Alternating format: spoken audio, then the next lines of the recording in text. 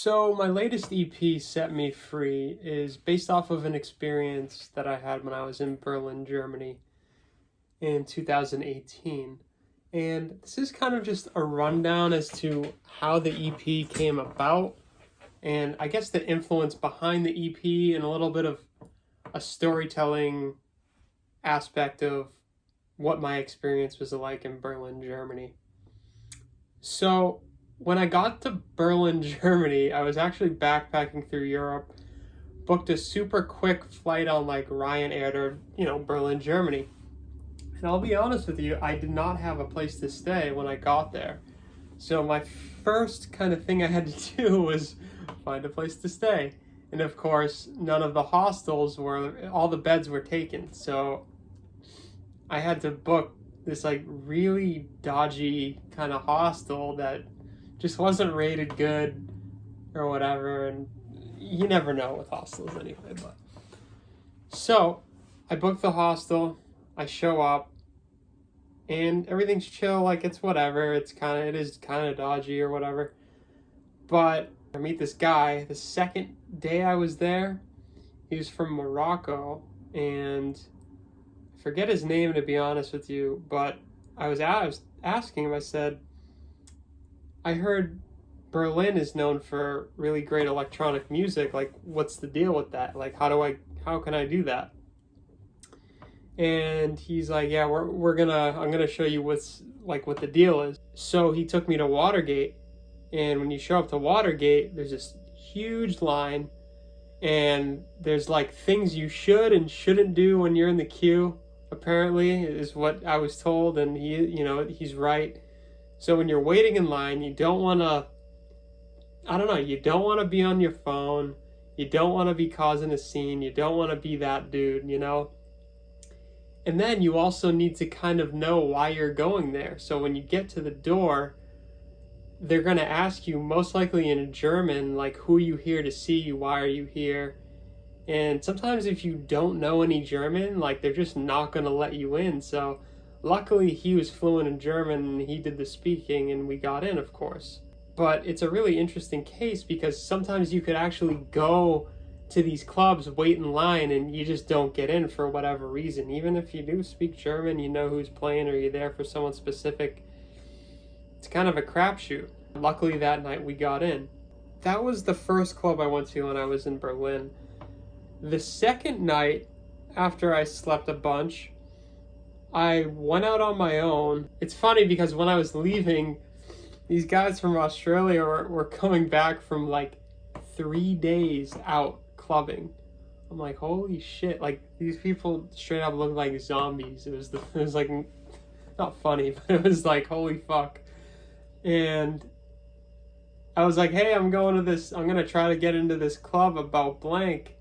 You guys want to come with me? And they were just like, hell no. Actually, it's funny, when these guys slept for like 2 or 3 days. Like, when I got back, like the next day, like, I didn't see these kids in the hostel for like 3 days. Like, you would have thought that they were gone, but they were just sleeping. So yeah, second night I go to About Blank, waiting in the queue, trying to keep my shit low key, trying to like have in my head like who I'm seeing, why I'm there, whatever, like just trying to keep a low profile. And I see people like getting denied out the door, and I'm like, fuck. I'm like, all right, but they're in groups though, so I think if you're in a larger group, you're less likely to get in. So I was like, all right, I'm just one person, like, know who you're going there for, say the name properly, like make sure you can say it properly in German, and whatever. So I get up to the front, who you're here to see. Luckily they kind of realized I didn't speak German and they were chill with it. I'm like, oh, I'm here to see so-and-so. I forget exactly who I said I was there to see. And they're like, okay, you're good. And they actually took my phone and put a sticker on it, on the camera. So like, they're like, no phone, no photos. That's what they said. And I got in. And that was the night that I saw this DJ producer named Cinti. So And that was probably one of the best sets I've ever seen, to be honest with you. So I didn't see her right away. There were a couple different rooms going on. There was like a shed. There was like, this really weird like trance room. And then like there was a room playing house music. And that's where I saw Cinti. And it was just a vibe. It was just like soulful, underground, kind of like 90s vibe house music. And that's my shit. So I was just vibing to that basically the whole night. She was on for a while. And yeah, that was basically that with seeing her. And I actually saw her twice when I was in Germany that Euro trip. I saw her once at About Blank, and then I saw her at Trezor, which is another really great place, great sound system. So yeah, I saw Cinti, of course, went back to my hostel and whatever. And there's a little bit more to like my stay at this hostel. It was really dodgy. There were some sketchy people, but there were also some great people. Just all around, like half of me was like, this is dope, and half of me was like, should I not go to sleep because someone's gonna like stab me or some shit? Not stab me, but yeah, there's like a whole nother story that's attached to me staying at that hostel with people, but that's just how shit goes when you're traveling alone. You're always gonna come across people who might be sketchy, who might have bad intentions, but for the most part, staying at hostels is a good experience. Mostly everyone there is doing the same thing as you, which is just traveling, trying to meet people, trying to have different experiences. So yeah, there's one thing I did want to touch on though, that really just like that I thought was super cool, which was a lot of these DJs that I was seeing were spinning on vinyl, and I had never seen that before in the States.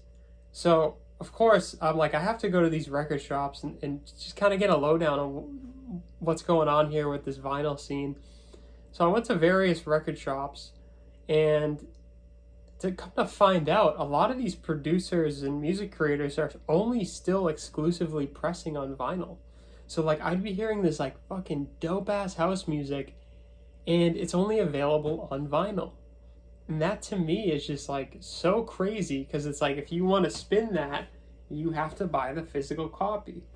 So there's some music out there that you can only get on vinyl. So yeah, that trip kind of introduced me to collecting vinyl. And I don't spin vinyl. If I'm going to use, I'll mostly just rip the vinyl into audio and put it in a DJ set.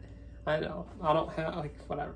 My house isn't big, or my studio's tiny, so I don't have the room for it. But yeah, it's just really cool to know that vinyl is actually still a somewhat thriving industry with the underground. So yeah, I collected some vinyl when I was there, and I still collect vinyl, and you can order from these record shops and listen to what they have on the internet, which is great.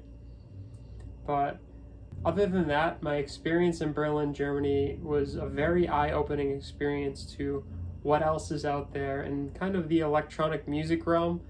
I was a little bit disappointed that I couldn't experience some of the other music that Berlin, Germany had to offer, because it's not just a hub for electronic music. There's a lot of other great music that comes out of Germany. A lot of great classical music, punk music, rock music. So next time I'm there, I really want to hit up maybe some type of orchestra or something like that, because I know Germany is known for great orchestral arrangements and performers and composers. So it's a little bit about my experience in Berlin, Germany, and how it kind of somewhat shaped me as a person, and also this EP that I dropped. So yeah, that's a little bit about that. Peace out, y'all.